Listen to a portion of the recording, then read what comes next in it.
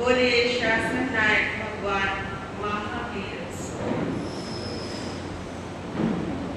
पर्युषण महापर्व का तृतीय दिवस है। आप सभी को इस तृतीय दिवस हार्दिक शुभकामनाएं। पर्युषण का पहला दिन बड़ा मंगलकारी दिन होता है। अंतिम दिन उससे भी मंगलकारी होता है और जो बीच के दिवस होते हैं ये उससे भी मंगलकारी होते हैं। बीच के दिनों के अंदर जैसे कभी बुखार हो जाता है, शरीर का तापमान कम अधिक ये चलता रहता है, ऐसे ही आपके बुखार को उतारने के लिए जो कर्मों का बुखार शरीर पर चिपका हुआ है, आत्मा पर लगा हुआ है, शरीर उसका फल भोग रहे हैं, आत्मा उसका फल भोग रही है। आपके स्वयं के द्वारा लगे हुए कर्म, बोए हुए कर्म लगे हुए हैं, संलग्न है, तो कहने का भाव है कि जन्म मरण से मुक्ति दिला देता है। आदि भी मंगल है, मध्य भी मंगल है और इसका अंत भी मंगल है।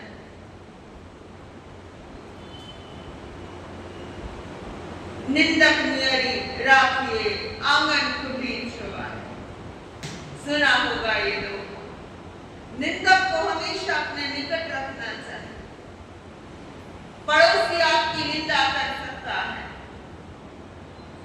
घर के सदस्य आपकी निंदा कर सकते हैं, नजदीकी रिश्तेदार आपकी निंदा कर सकते हैं, दूर दराज के परिजन आपकी निंदा कर सकते हैं, लेकिन वो फिर भी आपसे दूर है।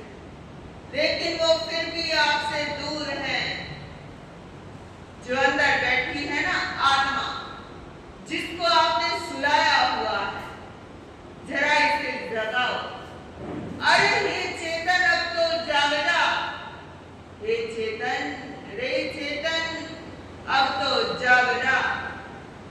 कर्मों को कहो कि तू भाग जा। तुम्हारा कोई अस्तित्व नहीं है। हे कर्म, हे शरीर, तुम्हारा कोई अस्तित्व नहीं है। तुम एक दिन ढेर राख का बन जाओगे, उससे ज्यादा तुम्हारी कोई हैसियत नहीं है। निंदक, सबसे नजदीकी निंदक अपनी आत्मा के तुम स्वयं हो सकते हो। दूसरा निंदा कर सकता है आपके शरीर की। शरीर काला है, शरीर पर झुर्रियां पड़ गई हैं, उसे बोलने की तमीज नहीं है, उसे सलीका नहीं है पहनने का, उसे सलीका नहीं है जीने का, उसे सलीका नहीं है ओढ़ने का।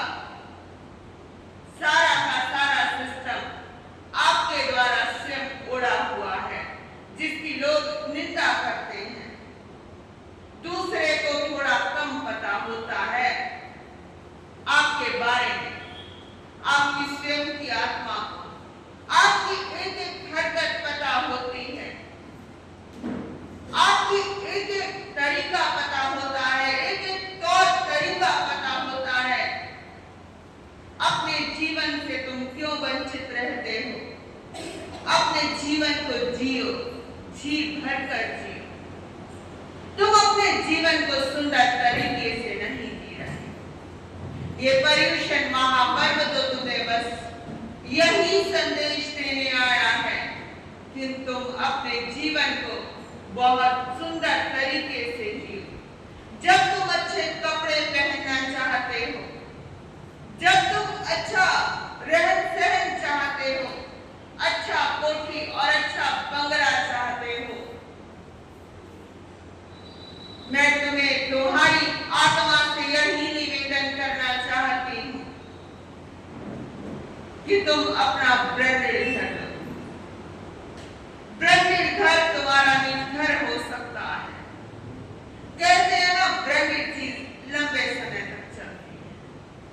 जूते लो तो ब्रांडेड, कपड़े लो तो ब्रांडेड, घर के अंदर कोई इलेक्ट्रॉनिक गैजेट्स लो, डिवाइसेस लो, वो ब्रांडेड होने चाहिए। लेकिन मैं तुम्हारे से आज तुम्हारी चेतना से निवेदन कर रही हूं, रे चेतन, तो अपना घर भी ब्रांडेड ले, परमानेंट ले ले। कब तक भटकता रहेगा, कब तक उलझता रहेगा? अंदर पैदा हुए, कल दूसरे मकान के अंदर पैदा होगे, क्या ये जमीन और मकान का चक्कर ही पड़ा रहेगा? आज इस जमीन पे रहना है, कल दूसरी जमीन पर रहना है, कब तक तुम उलझते रहो? कितने रिश्तेदारों के अंदर सुख ढूंढते रहोगे, अपनेपन का सुख ढूंढते रहोगे, मेरेपन का सुख ढूंढते रहोगे, और अंत में आपके हाथ लगेगा ये दुनिया तो एक भ्रम है, इससे अधिक कुछ भी नहीं है, ये खेल है। यदि दुनिया से खेलोगे तो तुम हार जाओगे, यदि दुनिया से खेलोगे तो तुम हार जाओगे, यदि दुनिया से खेलोगे तो तुम हार जाओगे। मैं तुमसे कहती हूँ, तुम बाजी लगाओ अपनी आत्मा की, अपने चेतन की, तो तुम जीत जाओगे। ये चेतन भ्रमित हो रहा है। फिर हमें लगता है कि ये प्रवचन कौरी कल्पनाएं हैं। जैसे जैसे आप बड़े होते हो, आपकी चेतना विकसित होती है। बुद्धि विकसित होने से कुछ नहीं होने वाला, आपके शरीर के विकसित होने से कुछ नहीं होने वाला, आपकी इम्यूनिटी घटने और बढ़ने से कुछ भी नहीं होने वाला। लोग वो भी हुए हैं अंतर्गत दशांक सूत्र के अंदर जिनका शरीर कृश हो चुका है, लेकिन आत्मा बलवान होती जा रही है, शरीर सूखता जा रहा है, खोखला होता जा रहा है, हड्डियां कंकाल होती जा रही हैं, लेकिन तुम्हारी चेतना, तुम्हारा जो मूल अस्तित्व है, जो तुम हो, तुम बलशाली होते जा रहे हो। पर्युषण महापर्व तो तुमसे यही कहने आया है, जन्म मरण का जो ये बुखार चढ़ा हुआ है, इस जन्म मरण के बुखार को उतार दो। ये जो शरीर है ना, भगवान महावीर स्वामी के जो प्रवचन में आते थे, शरीर और आत्मा का भेद विज्ञान ही तो समझना होता था, जिससे उन्हें वैराग्य हो जाता था। जीव और अजीव का भेद विज्ञान ही तो समझना होता था और वैराग्य हो जाता था। सत्य और झूठ का ही तो समझना होता था और वैराग्य हो जाता था। सम्यक और मिथ्यात्व के संबंध में ही तो समझना होता था, इतने भर से वैराग्य हो जाता था। सही और गलत के संबंध में ही तो जानना होता था और वैराग्य हो जाता था। संसार और अध्यात्म के संबंध में ही तो जानना होता था, वैराग्य हो जाता था। इतनी गजब की बात। जीव और अजीव से वैराग्य हो जाता, जीव और अजीव के बोध मात्र से।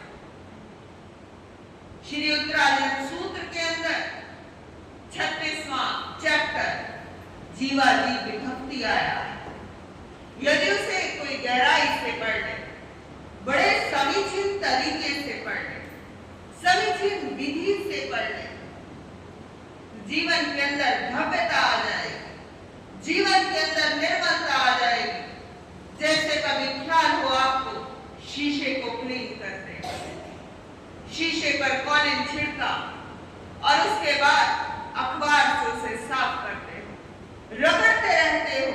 यदि तेज रगड़ते हो तो खरोंच आ सकती है, रेशेज आ सकते हैं, लेकिन यदि धीरे धीरे करते हो तो शीशा उतना चमकता है। ऐसे ही अपनी आत्मा को धीरे धीरे धीरे धीरे धीरे धीरे साफ करते हैं। जितना साफ करोगे, आपको अंदर बैठा जो परमात्मा अंदर सोया हुआ था, जिसे आपने सुलाया हुआ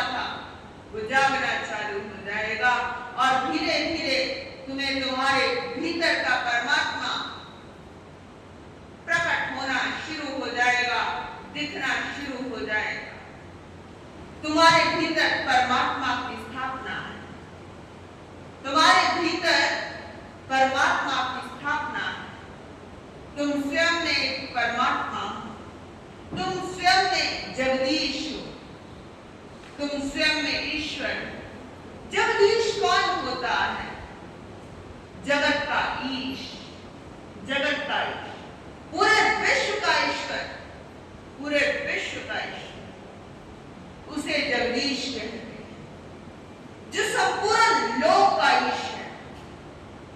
जब भगवान महावीर हो सकते हैं, भगवान राम हो सकते हैं, विश्व के द्वारा जिन्हें वंदना की जाती है, जो विश्व वंद्य हैं, जगत को वात्सल्य देने वाले हैं, जगत वत्सल है जिनकी वाणी, जिनके भीतर बहुत करुणा भरी हुई है, वो करुणा तुम्हारे भीतर भी है, वो चेतना तुम्हारे भीतर भी है, वो ज्ञान तुम्हारे भीतर भी है, वो प्रेम तुम्हारे भीतर भी है। बस तुम्हें एक अंधेरा तोड़ना है। एक जो अंधेरे की नींद के अंदर तुम सोए हुए हो, खाट बिछाकर तुम सोए हुए हो, रे चेतन अब तो जाग जा, अब तो जाग जा। कब तक इधर उधर देखता रहेगा? कभी खुद को भी देख। कब तक तू इधर उधर की सफाई करता रहेगा? रे चेतन अब तो अपने निज घर की सफाई। तुम्हारे तुझे किसका डर है? अरे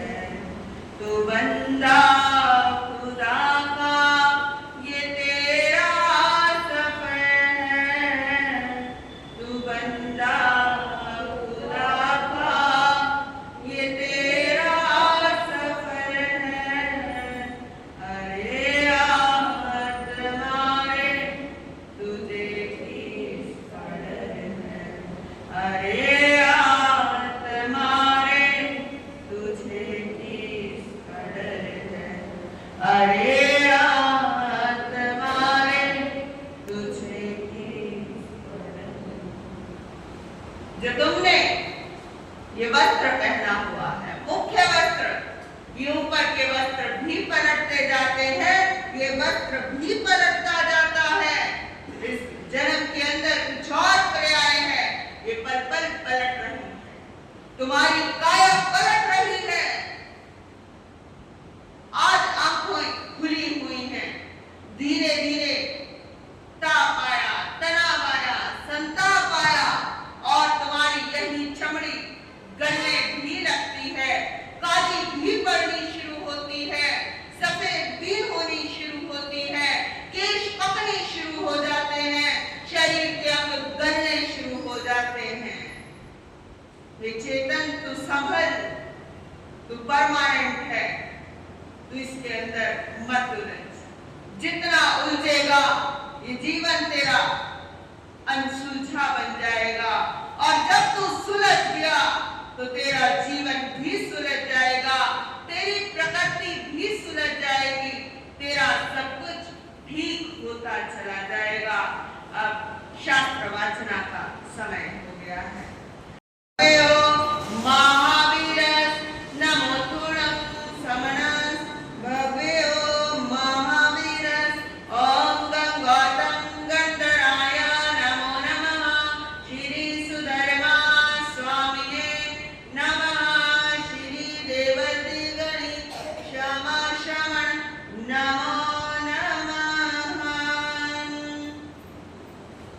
जैन बंदे उत्सव 8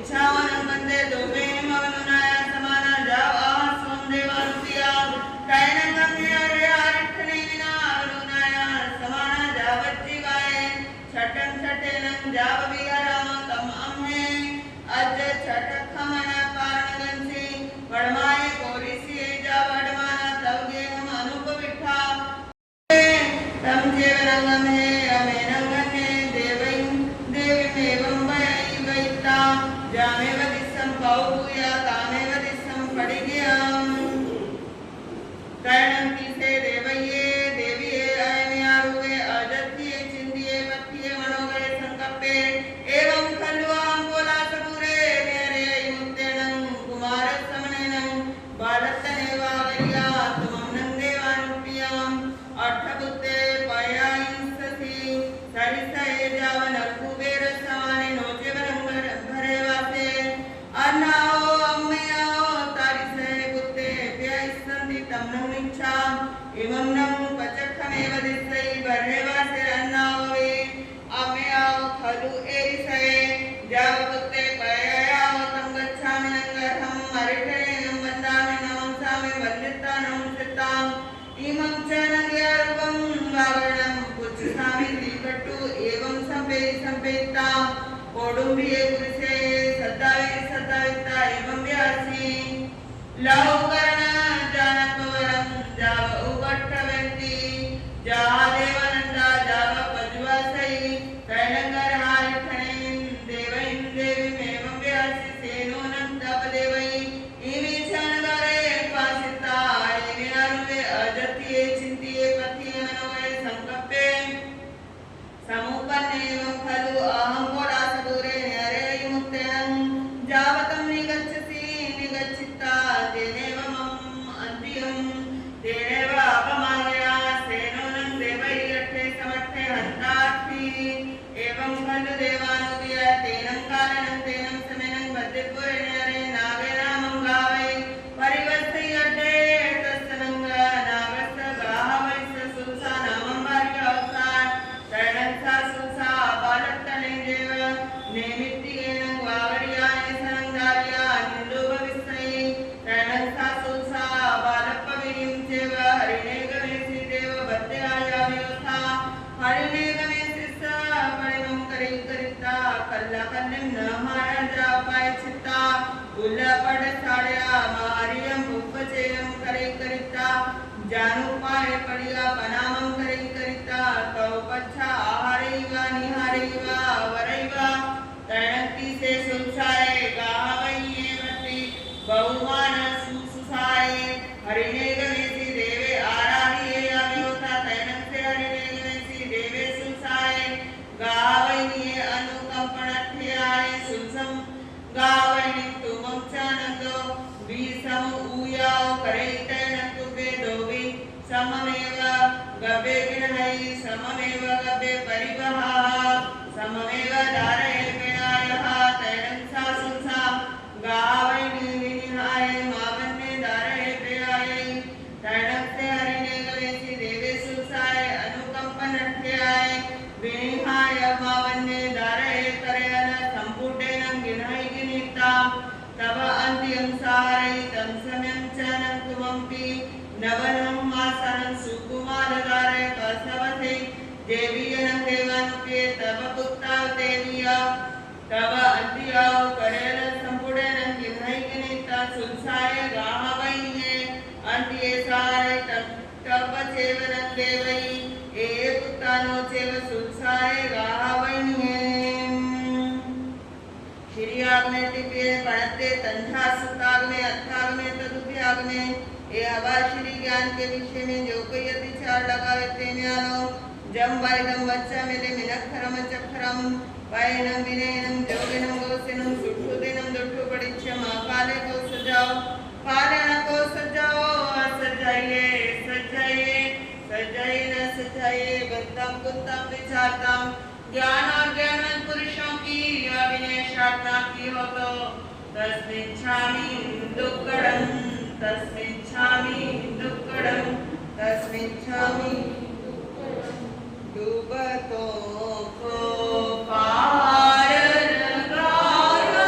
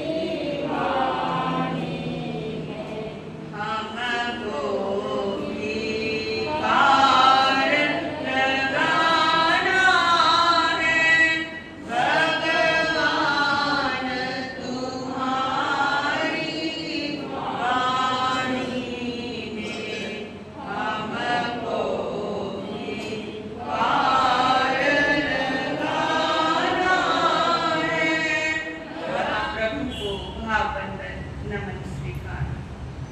परम श्रद्धा परम उपकारी आत्मज्ञानी सद्गुरुदेव पूज्य शिवाचार्य भगवान परम श्रद्धा परम उपकारी परम ज्ञानी पूज्य गुरुदेव श्री जी एवं पूज्य गुरुणी श्री जी के चरणों में भाव बंदन नमन स्वीकार। आप सभी भव्य आत्माओं की भव्यता को मेरा प्रणाम स्वीकार। गुरु कृपा से जो कुछ भी सीख पा रही हूं उसे कुछ देर आपके समक्ष रखने प्रयास कर।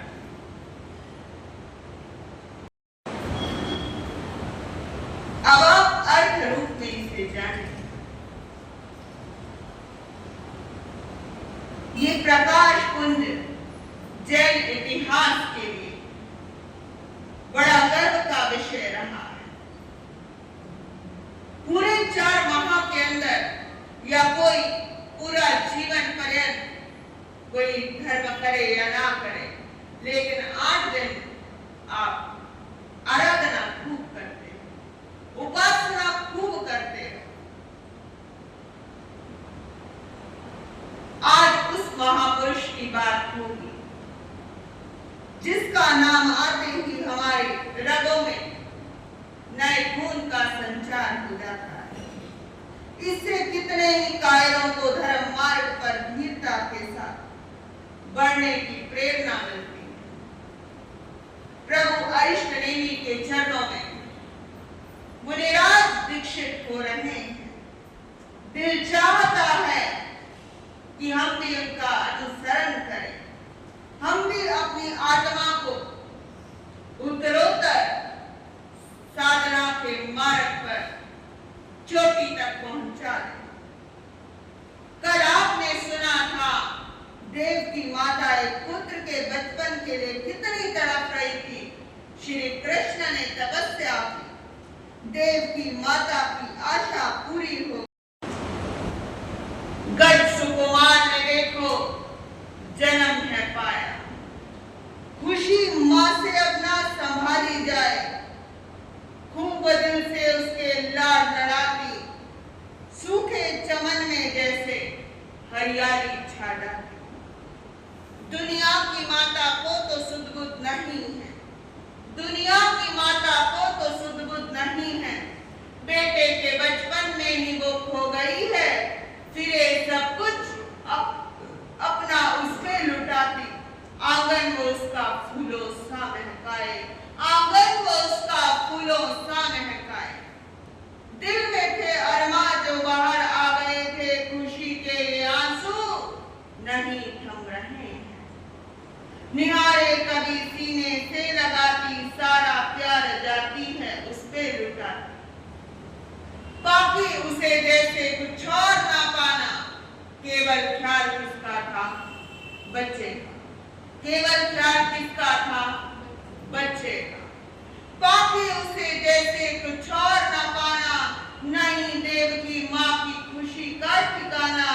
वर्षों की तरफ मिटी थी उसकी, गम माँ का हर एक ही मिटता जाए। ऐसा प्यार पाते पाते जवानी की आई, घर वालों को शादी की चिंता सताई। चल दिए अरिष्ट नेमि से समाधान पाने, कि हंसते गाते वो अपना जीवन बिताए, कि हंसते गाते वो अपना जीवन बिताए। बेटे का रंग रूप बड़े कमाल का, बड़ा गजब का था। सौंदर्य, रूप, लावण्य फूट फूट कर भरा हुआ था। वैसे तो माँ के लिए सारे बच्चे बराबर होते हैं, समान होते हैं। उस बच्चे के शरीर की कोमलता हाथी के तलवे से भी कोमल।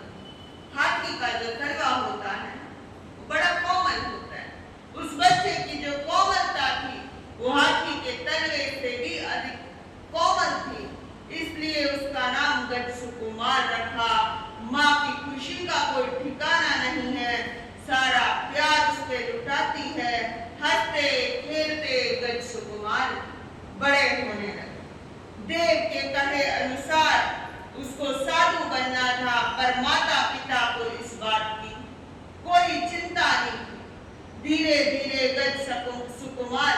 72 कलाओं के अंदर निष्णात होने लगे, पक्के होने लगे। शादी की चिंता हुई। एक बार संयोग बना, 22वें तीर्थंकर अरिष्टनेमि भगवान का द्वारका नगरी के बाहर नंदन वन में पदार्पण हुआ। श्री कृष्ण का दर्शनों के लिए जाना, सभी परिवार वालों को साथ में लेके जाना, छोटे भाई गज सुकुमार को भी दर्शनों के लिए ले जाना। श्री कृष्ण रास्ते में चलते चलते सोच रहे हैं कि मैं भाई के बारे में पूछ कर आऊंगा, कोई सुंदर कन्या मिल जाए भाई के। चल कृष्ण मुरारी, चल कृष्ण मुरारी, मंच इच्छा मारे मिल कोई सुकन्या, रहियो बस चावानी। चल कृष्ण मुरारी जी, चल कृष्ण मुरारी जी, मंच इच्छा माने मिल कोई सुकन्या, रहियो बस रहियो चावानी। प्रभु के पास चलते चलते सोचते जा रहे थे कृष्ण मुरारी, लेकिन रास्ते में ही काम कर गया। प्रभु ने दर्शनों से पहले से कृपा कर दी। एक सुंदर सी लड़की अपनी सहेलियों के साथ खेल रही। श्री कृष्ण की नजर पड़ी तो देखकर रुक गए। अरे, अगर ये कन्या भाई की हो जाए तो उसका घर बस जाएगा। दरबारों को भेजते हैं इस लड़की का पूरा पता निकाल कर आओ। जैसे आज के समय में तो मीडिएटर होते हैं, बिचौला होता है, उस समय में दरबार होते थे। दरबारों को कहा कि पूरा पता निकाल कर आओ। सारा पता मालूम करके बताया। ब्राह्मण की पुत्री सोमा है। श्री कृष्ण ने सारी योजना बनाई। उस लड़की को देखा, कृष्ण ने कहा गज सुकुमार के साथ रिश्ता पक्का कर। सोमिल ब्राह्मण ने इतने बड़े संबंध को पाकर गर्व से फूला ना समाया। मेरी कन्या को भविष्य बहुत सुंदर होगा। सभी प्रवचन में पहुंचे, भगवान की देशना सुनी। यूं तो लाखों प्राणियों ने प्रभु की वाणी का आनंद लिया, परंतु जो सच्चा आनंद गज सुकुमार को मिला, वो किसी और को कैसे प्राप्त हो सकता। भगवान का एक एक वचन दिल में उतर रहा था। जब सारी सभा उठकर चली गई तो गज सुकुमार ने प्रभु से निवेदन किया, मैं दीक्षा लेना चाहता हूँ, पहले माता पिता की आज्ञा दो। गज सुकुमार ने घर जाकर माता पिता से आज्ञा मांगी। माता तो एकदम दीक्षा के बारे में सुनते ही बेहोश हो गई। माँ कहती है, तू वनों का मार्ग अपनाने जा रहा है। जंगल में तो वो लोग जाते हैं जिन्हें घर नसीब नहीं होता। बहुत दलीलों से बेटे को समझाया, पर गज सुकुमार ने अपनी सारी दीवारों को तोड़ दिया। माँ ने देखा पुत्र का मन बदल नहीं सकते। सुनाऊं तुम सबको आहें भर भर की ऐसे आती है, आंसू रुकते नहीं हैं, करके गया बस खामोशी की छाई रहती है। गुरु चरणों में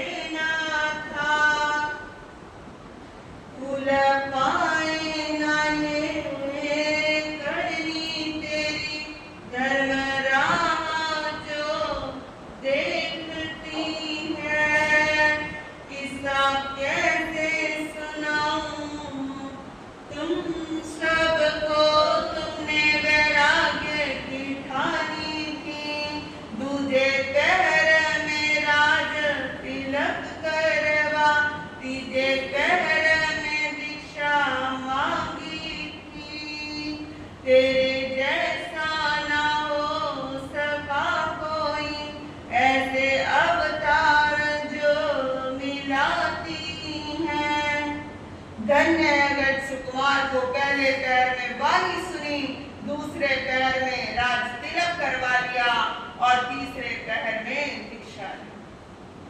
गुरु चरणों में जाकर न शास्त्र पढ़े हैं, न गोचरी की है आज्ञा मांगी, महाकाल शमशान में ध्यान करना। शमशान में ध्यान लगाए खड़े हैं, तभी सोमिल ब्राह्मण वहां से गुजरता है, पुराना वैर जाग जाता है। आवागमन थोड़ा था, सिर पर धधकते हुए अंगार रख दिए, खिचड़ी की तरह सिर सीजने लगा, पर मुनि ने समता को नहीं छोड़ा, न ही सोमिल के प्रति द्वेष किया। सोमिल समझता है ये तो ढोंगी है, मेरी बेटी का जीवन बर्बाद कर दिया। अंगारे रख दिए, समता से सहन कर कर्मों की बेड़ियों को तोड़कर मुनि ने केवल ज्ञान, केवल दर्शन प्राप्त किया और देह त्याग करके सिद्ध बुद्ध और मुक्त हुए। जो मौत से हंस के खेले, जो मौत से हंसकर के खेले, इतिहास को उनका क्या रहा, जो उनके भगोड़े जा भागे, कब उनका जिक्र आह्वार रहा। थी आग धधकती रही जब तक लोहा भी धधकता जाता था, थी आग धधकती रही जब तक लोहा भी धधकता जाता था। उसे आग से निकले देर हुई, ना वो गर्म रहा, ना वो लाल रहा, ना वो बदसुकुमार रहा।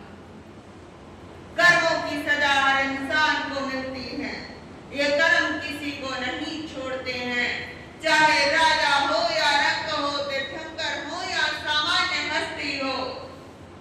बदसुकुमार ने भी पिछले भवों में ऐसे कर्म किए थे।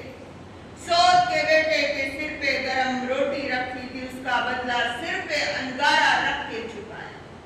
अगले दिन कृष्ण महाराज दलबल सहित प्रभु के और अपने भाई के दर्शनों के लिए जाते हैं। रास्ते में एक बूढ़ा बाहर से ईंट उठाकर अंदर रख रहा था। कृष्ण को जरा दया आई, चलते चलते ही हाथी पर बैठे बैठे ईंटों के ढेर से एक ईंट उठाई और अंदर रख दी। सारी सेना ने भी ऐसे ही किया, सारी ईंटें कुछ ही पलों के अंदर पहुंचा दी। प्रभु के पास पहुंचे, देशना सुनी, आंखें अपने भाई को ढूंढ रही हैं। प्रभु से पूछा, भाई के दर्शन करने हैं। तब फरमाया, जिस काम के लिए उन्होंने दीक्षा ली थी वो काम पूरा हो गया। कृष्ण कहते हैं, इतनी जल्दी पूरा हो गया?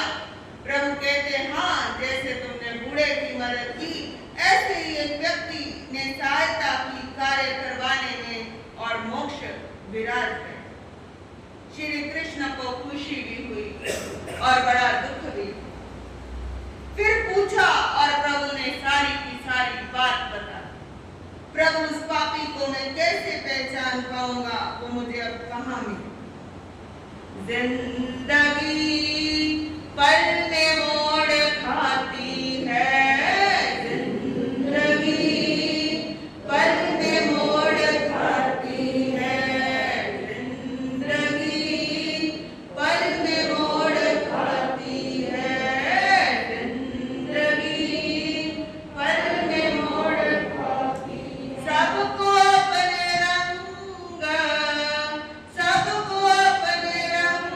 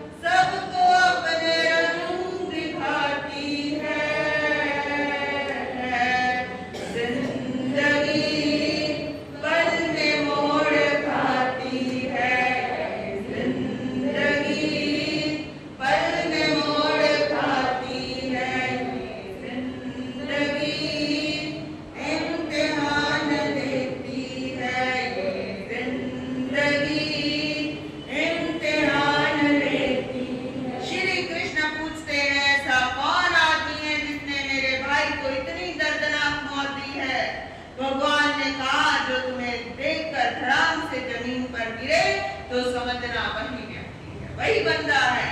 श्री कृष्ण वापस आ रहे हैं, चेहरा उदास है, उधर से सौमिल भी गलियों में फिर रहा है। श्री कृष्ण को देखा और घबरा गया और धड़ाम से जमीन पर गिरा। श्री कृष्ण ने जान लिया कौन था, उसकी लाश को जंगलों में फेंकवा दिया। शांत रहे पर किसने ऐसा काम किया है, तुम्हें देखकर घबराए जो उसने इसे अंजाम दिया है। सुन के सारी बातें भगवान की, श्री कृष्ण चल दिए वहां से। ढूंढ रही थी प्यासी निगाहें, मिल जाए वो हत्यारा कहीं पे। राजमार्ग को छोड़ा कृष्ण ने, गलियों का फिर रुख किया था।